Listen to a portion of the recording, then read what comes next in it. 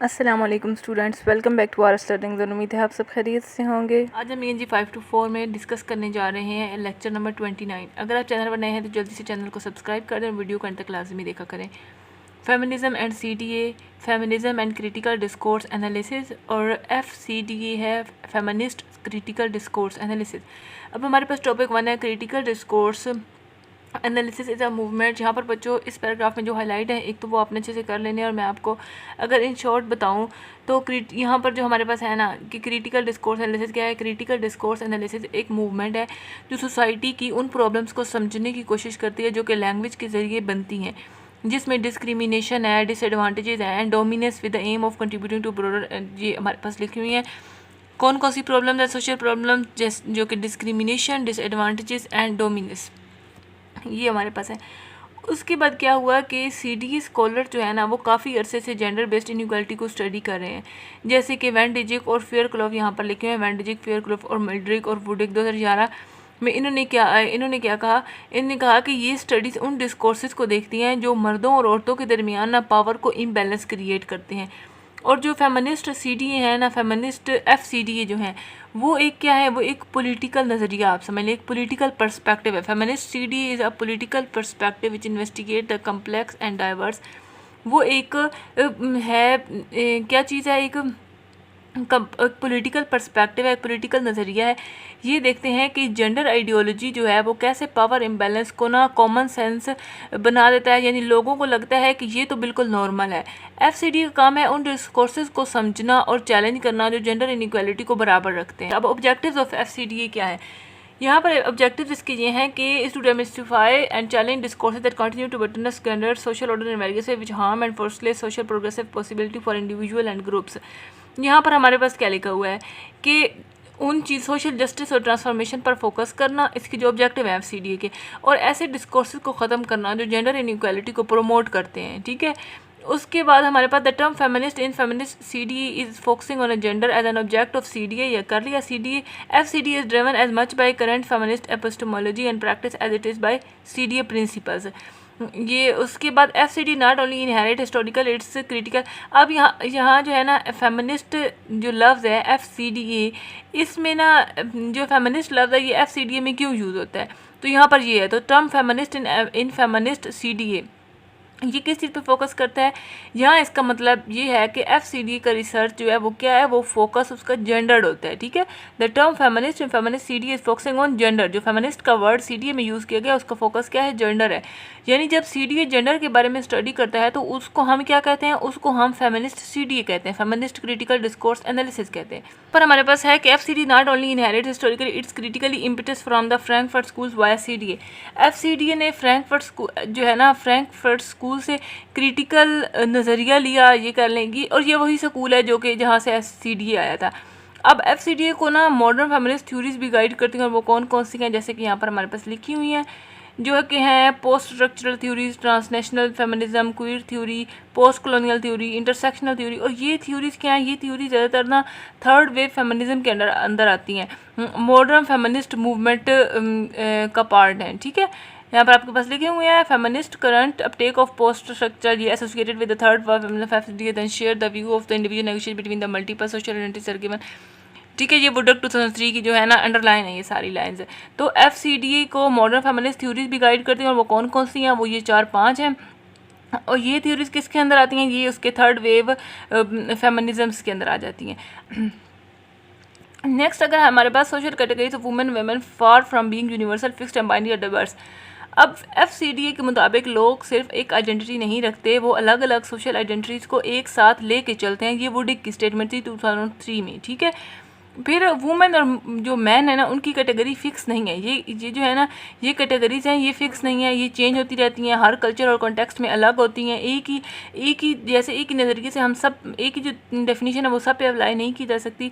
फिर है the interest of feminist CDA। अब जो FCDA में इंटरेस्ट है वो क्या है, तो FCDA ये देखना चाहता है कि जेंडर आइडियोलॉजी कैसे डिस्कोर्सेज में प्रोड्यूस होती है, उसके बाद कैसे रिप्रेजेंटेशन ऑफ सोशल प्रैक्टिस कैसे जो है ना इसमें प्रोड्यूस होती है, फिर कैसे पावर का इम्बैलेंस जो है वो नेगोशिएट और चैलेंज होता है, और लोगों की जो सोशल और पर्सनल आइडेंटिटी है ना वो कैसे टेक्स्ट के ज़रिए बनती है, टेक्स्ट और टॉक के ज़रिए कैसे बनती है। तो जो हमारे पास टॉपिक 1 था ना, इसमें अगर मैं आपको बताऊँ, एक बार रिवाइज़ करवा दूँ कि हमने क्या पढ़ा है। मेन जो इसमें बात है कि जो फेमिनिस्ट स्टडी है उन डिस्कोर्सेस को समझने और चैलेंज करने की कोशिश करता है जो जेंडर इनइक्वालिटी को सपोर्ट करती हैं, ठीक है। तो अब अगर हम अपना देख लें टॉपिक 2, प्रिंसिपल्स ऑफ FCDA। अब यहाँ पर ना हमने 5 इंटररिलेटेड प्रिंसिपल ऑफ FCDA पढ़ने हैं। ये हैव बीन आइडेंटिफाइड लेजर 2005-2014। ये अपने 5 प्रिंसिपल हैं, ये आपने याद रखने हैं। ये आपके पास ना ये इस तरह से आ सकता है कि 5 के 5 इसकी प्रिंसिपल्स दिए हुए होंगे और आगे आपने ट्रू फॉल्स लगाना हुआ होगा, या फिर 5 के 5 स्टेटमेंट्स दी हुई होंगी और आपने ब्लैंक्स में लिखना होगा कि ये कौन से वाले प्रिंसिपल्स की ये स्टेटमेंट है, ठीक है। तो आपका मेन कॉन्सेप्ट क्लियर होना चाहिए। और लॉन्ग में अगर वैसे क्वेश्चन आ गया तो यही आएगा, right the 5 principles rules of FCDA। Principles of FCDA अब हमने इसमें पढ़ना है। पहला हमारे पास प्रिंसिपल क्या है, the first the ideological character of gender. Gender का आइडियोलॉजिकल कैरेक्टर, जेंडर सिर्फ एक बायोलॉजिकल चीज़ नहीं बल्कि एक आइडियोलॉजी भी है, ठीक है। ये आपने चीज़ याद रखनी है कि ये सिर्फ एक बायोलॉजिकल चीज़ नहीं है, ये एक आइडियोलॉजी भी है। और फेयर क्लॉफ वेंट जी क्या कहते हैं कि आइडियोलॉजी का मतलब होता है कि ग्रुप बेस्ड सोच जो पावर को सपोर्ट करती है। यहाँ पर जेंडर को ऐसा दिखाया जाता है जैसे कि नेचुरल सेक्सुअल डिफरेंसेस को बेस बनाकर सोसाइटी लोगों को ना 2 ग्रुप्स में डिवाइड कर देती है, जैसे मर्द और औरत। और ये जो डिवीज़न है ये हायरार्चिकल होती है, मतलब कि ये ऐसे ऊपर नीचे डिवीज़न होती है।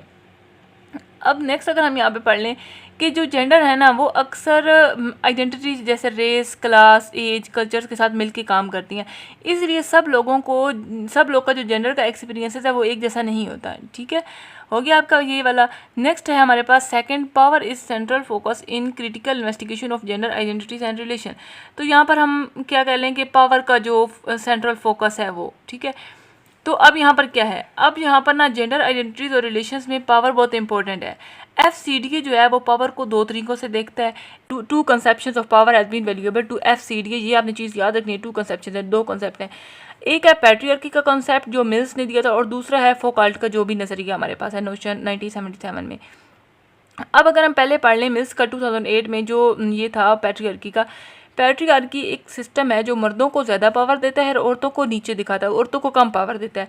ये हेगमोनिक मैस्कुलिनिस्ट डोमिनेंस को शो करता है, मतलब हर मर्द के पास एक जैसी पावर तो नहीं है, लेकिन फिर भी सोसाइटी में पावर ज़्यादा किसके पास होती है, मर्दों के पास ही होती है। अब जो फोकाल्ट है ये क्या कहते हैं, ये कहते हैं इनके मुताबिक कि पावर हर जगह होती है, पावर रूल्स, नॉर्म्स और सेल्फ मॉनिटरिंग से काम करती है।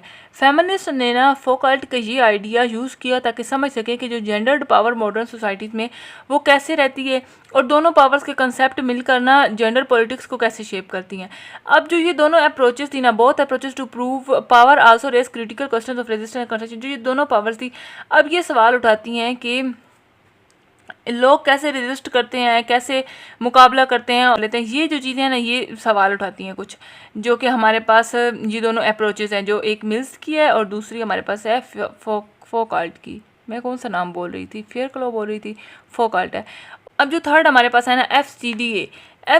अब यहाँ पर क्या कहता है कि जो FCDA भी CDA की तरह ये बात मानता है, thirdly FCDA shares with CDA feminist approach constitutive the relationship between discourse and the social, कि डिस्कोर्स और जो सोसाइटी है ना, लैंग्वेज और सोसाइटी का जो एक रिश्ता है, जो एक रिलेशनशिप है, वो 2 तरफा होता है, ठीक है। और उसके बाद अब ये 2 तरफा होता है, ये किसकी स्टेटमेंट है, ये फेयर क्लॉ की स्टेटमेंट है। हमने एक चीज़ याद रखनी है कि जो होता है ना डिस्कोर्स, वो सोसाइटी को बनाता है और जो सोसाइटी होती है वो डिस्कोर्स को बनाती है, ठीक है। अब नेक्स्ट हमारे पास है यहाँ पर कि जेंडर कैटेगरीज। अगर जेंडर कैटेगरीज की हम बात करते हैं, then assume that gender categories are emanate through their linguistic pressure people do और perform identity as women and man with particular social and historical constraint. अब जेंडर कैटेगरीज जो हैं वो पहले से फिक्स्ड नहीं होती, लोग इन कैटेगरीज को ना परफॉर्म करते हैं। अब ये परफॉर्मेंस हिस्ट्री और सोसाइटी के कॉन्स्टेंट्स के अंदर होती है, ठीक है। फोर्थ हमारे पास है FCDA is interested in critical reflexivity as practice, यानी कि क्रिटिकल रिफ्लेक्सिविटी, ये हमारे पास फोर्थ पॉइंट है। अब जो ग्रीडर्स है ना वो कहते हैं कि मॉडर्न ज़माने में लोग जो वो बहुत सेल्फ अवेयर होते जा रहे हैं, और जो रिफ्लेक्सिविटी है ना ये मुख्तलिफ तरीक़ों से होती है। एक तो है one way is critical aware person institution to generate constructive dialogue, कि एक तो है जो पॉजिटिव रिफ्लेक्सिविटी है, यानी कि पीपल और इंस्टीट्यूशन है जैसे जेंडर इक्वलिटी को प्रमोट करते हैं, ट्रांसजेंडर और सेक्सुअल माइनॉरिटीज़ को एक्सेप्ट करते हैं। और सेकंड वाला आप कर लें कि जो है ना स्ट्रेटजिक यूज़, कि कभी कभी जो है फेमिनिस्ट जो है ना वो लैंग्वेज का कमर्शियल फ़ायदा उठाते हैं। ठीक है, फेमिनिस्ट जो है वो लैंग्वेज का कमर्शियल फ़ायदा, for example advertiser are known to deploy feminist sounding discourse strategically for commercial gain. Fifth वाला हमारे पास है FCD scholars is constable analytical activism. Analytical activism ये हमारे पास प्रिंसिपल 5 है। FCD relationship is considered analytical activism. जो FCD है ना उसको एनालिटिकल एक्टिविज्म भी माना जाता है, यानी कि ऐसी सोसाइटी बनाना जहाँ जो जेंडर है ना वो अपनी ज़िंदगी और आइडेंटिटी जो है उसको लिमिट ना कर सके, सब लोगों को ना बराबर रिस्पेक्ट मिले। और अवेयरनेस बढ़ना भी क्या है, एक्टिविज्म ही है। ठीक है, ये हमने पढ़े प्रिंसिपल। अब अगर हम इनको रिवाइज कर लें, जो हमने प्रिंसिपल पढ़े 5, तो वो कौन कौन से थे। पहला था हमारे पास जेंडर एज आइडियोलॉजी, यानी कि जेंडर एक आइडियोलॉजिकल स्ट्रक्चर है जो लोगों को ना 2 ब्लॉक्स में डिवाइड करता है, जैसे एक फिक्स्ड बाइनरी, लेकिन जो आजकल थ्योरीज बताती हैं कि जेंडर जो है वो फ्लूइड है, सबके लिए एक जैसा नहीं होता। और उसके बाद सेकंड वाला हमारा था कि पावर इज सेंट्रल, जो पावर फोकस था। FCD पावर को सेंट्रल समझती है। पैट्रियार्की में जो है ना पैट्रियार्की जो है वो मेंस को प्रिविलेज देती है, और जो फोकाल्ट के मुताबिक पावर जो है वो डिफ्यूज और वाइड स्प्रेड भी होती है। दोनों तरह की पावर आज की जेंडर पॉलिटिक्स में मिलती हैं। थर्ड हमारे पास है कि ये वाला thirdly FCD shares with CDA के, जहाँ पर constitutive approaches a constitutive view of discourse, constitutive view of discourse. इसमें क्या पड़ा कि डिस्कोर्स और सोशल प्रैक्टिसेस एक दूसरे को बनाती हैं और इफेक्ट भी करती हैं। लोग अपनी जेंडर आइडेंटिटीज़ परफॉर्म करते हैं और ये कोई फिक्स चीज़ नहीं होती। ठीक है, फोर्थ वाला हमारे पास है क्रिटिकल रिफ्लेक्सिविटी। इसमें क्या है कि आजकल जो लोग और इंस्टीट्यूशन है, पीपल और इंस्टीट्यूशन क्रिटिकल अवेयरनेस से जेंडर इक्वालिटी और इंक्लूसिवनेस के लिए काम करते हैं, लेकिन कभी कभी फेमिनिस्ट आइडियाज़ को जो वो कमर्शियल गेन के लिए भी इस्तेमाल किया जाता है। ये हमारे पास था क्रिटिकल रिफ्लेक्सिविटी। और 5 वाला हमारे पास है ये वाला एनालिटिकल एक्टिविज्म वाला। अब हम चलते हैं अपने टॉपिक 3 की तरफ, studies in feminist CDA, studies in feminist critical discourse analysis. अब ये वाला हमारे पास ना एक बहुत इंपॉर्टेंट रिसर्च फोकस है। One research focus has been on the enriched gendering of the public and private sphere. यहाँ पर आपके पास 2 नज़र आ रहे हैं, public sphere and private sphere. अब जो जेंडर डिवीजन है वो पब्लिक स्फीयर और प्राइवेट स्फीयर्स का डिस्कोर्स है।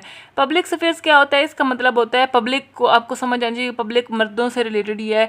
पब्लिक स्फीयर्स का मतलब है कि वो इलाका जो आमतौर पर मर्दों के साथ जुड़ा होता है, जैसे ऑफिसेज, पॉलिटिक्स, ये वाली चीज़ें। और प्राइवेट स्फीयर्स का मतलब होता है कि वो इलाका जो औरतों के काम काज से जुड़ा होता है, जैसे कि घर संभालना, घर की जिम्मेदारियां, बच्चों की देखभाल, ये सब कुछ।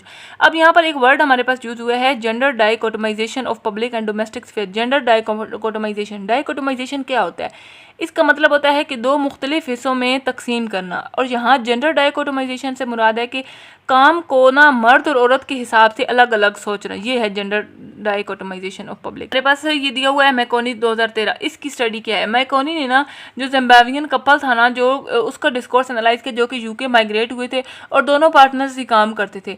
उनसे ना उनकी एक राय पूछी गई कि जब उनको तस्वीर दिखाई गई ना जहाँ पे जो अफ्रीकन मर्द है वो घर के काम कर रहे थे, जैसे बच्चों को संभालना और ये सारा कुछ देखभाल, बच्चों की घर का काम कर रहे थे, और ये उनको तस्वीर दिखाएगी। और जो जिम्बाब्वियन है ना उन्होंने क्या किया इस चीज़ का, अब अगर हम नतीजा निकाल तो नतीजा क्या निकला, जो जिम्बाब्वियन मैकोनी ने क्या फाउंड किया, मैकोनी का जो फाइंडिंग्स थी वो क्या थी। मैकोनी फाउंड द प्रिजर्वेशन, ये सेकंड लास्ट लाइन वो ये थी कि जिम्बाब्वियन जो थे ना उन्होंने अब भी ट्रेडिशनल जेंडर नॉर्म्स को सपोर्ट किया था, यानी कि मर्द की पहचान किससे की थी, masculinity in the term of bread winner roles and femininity in terms of household responsibility.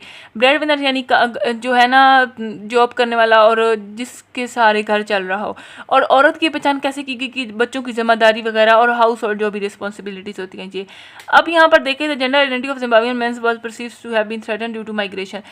जो यहाँ पर थे ना जो मर्द डोमेस्टिक काम करते थे तो उनकी जो मैस्कुलिनिटी है वो उसको ख़तरा महसूस हुआ। यहाँ पर जो हमारे पास ये सारा लिखा हुआ है ना उसको ख़तरा महसूस हुआ। उसके बाद मर्दों को ऐसा लगा, अब ये मैं आपको बता रही हूँ मैकोनीज की स्टडी जो जिम्बाब्वियन कपल, और फिर आगे एक और भी है उसकी भी कुछ स्टडीज़ है। इसने जो है अब यहाँ पर क्या था, इसने जिम्बाब्वियन कपल्स से कुछ डिस्कोर्सेस एनालाइज किए थे जो कि यूके माइग्रेट हुए थे। उनको एक तस्वीर दिखाई थी, उनसे कहा कि अब इस पर ना कुछ अपना एनालिसिस बताएं। तो वहाँ पे अफ्रीकन मर्द वो घर के काम कर रहा था, औरतें जो है वो समझ लें कि जॉब वगैरह कर रही थी। उन्होंने क्या कहा, उनके नतीजे उन्होंने ना किस चीज़ को सपोर्ट किया, उन्होंने ट्रेडिशनल जेंडर नॉर्म्स को सपोर्ट किया जिम्बाब्वियन ने। उन्होंने कहा कि जो मर्द की पहचान है वो ब्रेड विनर से और औरत की पहचान घर के कामों से होती है और बच्चों को संभालने से। अब जब मर्द है ना वो डोमेस्टिक काम करते हैं तो उनकी जो मर्दाना पहचान है ना उसको ख़तरा महसूस किया गया। मर्दों को ऐसा लगा कि उनका जो सोशल स्टेटस है ना और उनकी जो मर्दाना पहचान है एक वो कम हो जाएगी जब उन्हें घर का काम करना पड़ेगा। घर का काम उनके लिए एक मार्जिनलाइज स्पेस था, यानी कि दूसरों के मुकाबले में कम अहमियत का मकाम जो रखता है, ये उनके लिए बन गया था और औरतों को एक कम अहमियत वाले ग्रुप समझा गया। ठीक है, अब जो कुछ औरतें थी ना वो तो इस बात को उन्होंने तो कबूल कर लिया, उन्होंने इन नॉर्म्स को एक्सेप्ट कर चुकी थी, लेकिन जो कुछ थी ना वो इन नॉर्म्स से मुखालफत करती थी। स्टडी ने ये भी दिखाया कि कैसे जो है वो जेंडर नॉर्म्स रेस और कल्चर और रिलीजन के साथ मिलकर पैट्रियार्की को मजबूत बनाते हैं ताकि वो वेस्टर्न वो जो यूके वैल्यूज़ का मुकाबला कर सके। नेक्स्ट बच्चों हमारे पास है, ये मैं हाईलाइट कर देती हूँ, ये हमारे पास है। अब जो है ना ये निगुआइन 2011 में इसकी स्टडी क्या थी, इसने ना जो वेंटनैम जो यहाँ पर लिखा हुआ है ना उसके जेंडर आइडियोलॉजीज को स्टडी किया था वेंटनैम के।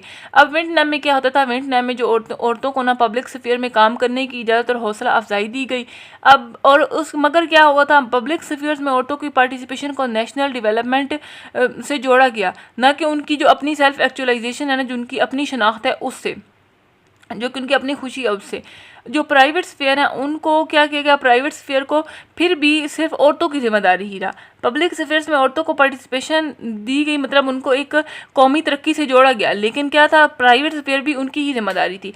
और जहाँ पर आगे हमारे पास है नेक्स्ट, यहाँ पर हमारे पास एक वर्ड दिया हुआ है कन्फ्यूशन, द प्रीवेलिंग कन्फ्यूशंस आइडियोलॉजी। अब ये क्या है, ये कन्फ्यूशन सोच अब भी जो है ना वहीं की वहीं है कि जेंडर ऑर्डर को सपोर्ट करती है और औरत को एक सेल्फ सेक्रीफाइसिंग रोल दिया गया, जैसे अच्छी माँ, उसके बाद ओबीडियंट डॉटर इन लॉ, एक फरमाबरदार बहू और एक ताबेदार बीवी का। ये जो सोच है ये मर्दों को उनकी सुपीरियर पोजीशंस को यकीनी बनाती है। और जो औरतें हैं ना उनकी पब्लिक स्फीयर्स की जो एक तरक्की है उनको क्या वेंटरमैन women's in check at the time, उनको ना एक चेक एट द टाइम में रखती है। उसके बाद अगर हम इसकी बात करें कि हमने इसमें क्या पढ़ा, तो इसमें यही था कि स्टडीज़ ने हमें ये बताया कि जो जेंडर डिस्कोर्सेज जैसे पब्लिक प्राइवेट डिवीजन है अब भी मुख्तलिफ सोसाइटीज़ में मजबूत हैं। जेंडर नॉर्म्स, कल्चर, रेस और रिलीजन्स मिलकर पैट्रियार्की को मजबूत करते हैं और औरतों की तरक्की को अक्सर उनके अपने हक में नहीं बल्कि नेशनल या इकोनॉमिक्स गोल के लिए दिखाया जाता है। नेक्स्ट हमारे पास टॉपिक है एंड्रोसेंट्रिसिज्म इन ऑर्गेनाइजेशनल स्ट्रक्चर। अब इसमें हमने क्या पढ़ना है, अब देखिए जहाँ जो है ना इवन वेयर वुमेन में be active in public workforce, जहाँ पर औरतें पब्लिक वर्कफोर्स में एक्टिव होती हैं वहाँ भी स्टडीज़ ने ये दिखाया है कि ऑर्गेनाइजेशंस में एक डीपली जो है वो एंड्रोसेंट्रिसिज्म मौजूद है। यानी जो ऑर्गेनाइजेशंस है ना उनकी प्रैक्टिसेस और वैल्यूज़ जो हैं वो मर्दों के हवाले से सोची जाती हैं।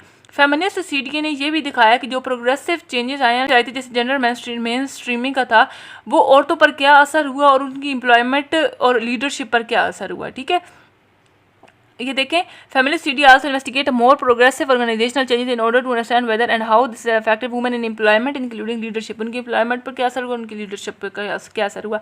अब for example Wodak 2005 based study on gender mainstreaming proposal in the European European in the 1990। अब यहाँ पर क्या हुआ, जो वुडक है ना उसने यूरोपियन यूनियन के जेंडर मेनस्ट्रीमिंग प्रपोजल पर स्टडी की जो कि 1990 में आए। ये अपनी चीज़ याद रखनी है, वुडक ने कब यूरोपियन यूनियन के जेंडर मेनस्ट्रीमिंग प्रपोजल किया, कब 1990 में, और किसने किया, वुडक ने किया। किस पर किया, यूरोपियन यूनियन के जेंडर मेनस्ट्रीमिंग प्रपोजल पर। अब इन प्रपोजल का जो मकसद है वो क्या था, इन प्रपोजल का मकसद ये था कि जो है ना जेंडर रोल ऑर्गेनाइजेशनल प्रैक्टिसेस हैं उनमें चेंजेस लाना था। पहले तो ये नतीजा निकला कि जो ज़्यादा औरतें थी वो एम्प्लॉय हुई। ओपन स्ट्रक्चर्स ने औरतों को मौका दिया कि वो अपनी प्रोफेशनल और जो उनकी पर्सनल आइडेंटिटीज़ है ना उसको मुख्तलिफ तरीक़ों से एक्सप्रेस करें, कभी मर्दों जैसे तरीक़ों से तो कभी नए तरीक़ों से। लेकिन जो दो बड़ी प्रॉब्लम सामने आई थी ना वो कौन सी थी, वहाँ पर दो बड़ी प्रॉब्लम्स आई थी और वो प्रॉब्लम्स कौन सी थी। एक तो ये था कि यहाँ पर आप देख लें कि एक ये था कि ना जो कई मेंबर स्टेट्स में ना औरतें फिर भी कम थी, खासकर जो ऊंची पोजीशन वाली थी ना। और दूसरा ये कि जो औरतें यहाँ पर देखें other hand she found that ये वाली चीज़ मैं आपको भी पढ़ा रही हूँ। जो औरतें थी ना, जैसे जो औरतें जिम्मेदारियों में थी, जैसे कि पोजीशंस ऑफ रिस्पॉन्सिबिलिटीज़ में थी, उनको ना हमेशा अपनी पोजीशंस और अचीवमेंट को जस्टिफाई करना पड़ता था। वुडक ने कहा कि यहाँ पर वुडक ने क्या कहा, उन्होंने कहा कि जेंडर मेन स्ट्रीमिंग एक पहला स्टेप है स्ट्रक्चर इनइक्वालिटीज़ को चेंज करने का, लेकिन एटीट्यूडनल चेंजेस भी ज़रूरी थे। यहाँ पर हमारे पास है ये मार्शिन रोजो एंड स्टेबन, ये क्या कहते हैं, इन्होंने फाउंड किया, इनकी फाइंडिंग, इनकी स्टडी है कि जो मैनेजरियल वुमेन्स है ना were negatively appraised by both male and female. उन्होंने कहा कि जो स्पेन में ना मैनेजरियल औरतें हैं अक्सर वो नेगेटिव नज़र से देखी जाती हैं।